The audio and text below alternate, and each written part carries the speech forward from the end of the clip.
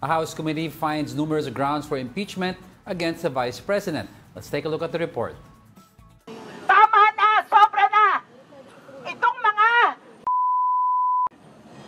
ni OVP, ni Vice President Sara Duterte. This is what the militant groups are shouting outside the House of Representatives yesterday morning. Vice President Sara Duterte attended the House Committee on Good Government and Public Accountability's hearing on her office confidential funds spending. Makabayan President Liza Massa said VP Sara committed a betrayal of public trust for not clearly explaining her office's spending of confidential funds. She emphasized that this is a ground for impeachment. Loss of confidence at betrayal of public trust dahil doon sa kanyang mga patuloy na hindi pagsagot doon sa mga katanungan kaugnay ng kung paano ginastos yung kanyang confidential funds. At ganun din yung meron ng mga recent data, no? Halimbawa yung about 500 million na di umano ay nandun sa duffel bag at winidraw.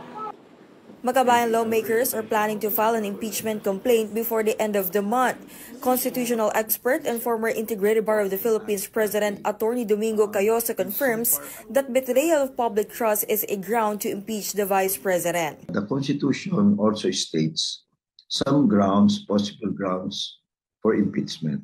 Culpable violation of the Constitution, treason, and other high crimes, no?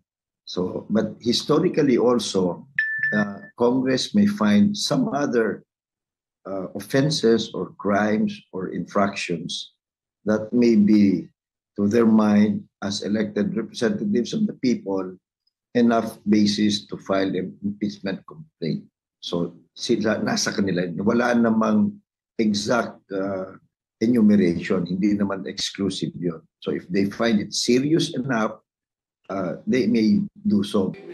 The House Committee on Good Government and Public Accountability admitted that they see numerous grounds for impeachment against VP Sara, but they will prioritize their current investigation first before deciding on the Vice President's possible impeachment. Marami na po tayo nakikita ng grounds, betrayal of public trust, aggravated corruption, and so forth and so on. But with respect to the impeachment, if it will be filed by the House of Representatives, wala pa naman po kami na pag-usapan tungkol doon. Basta tayo, ito ginagawa pa lang natin yung ating trabaho dito sa committee. So, pag nag-conclude na, that's the time na pag-uusapan namin mga miyembro kung ano magiging laman o content ng aming committee report. For News 5, Camille Samonte, We Are One News.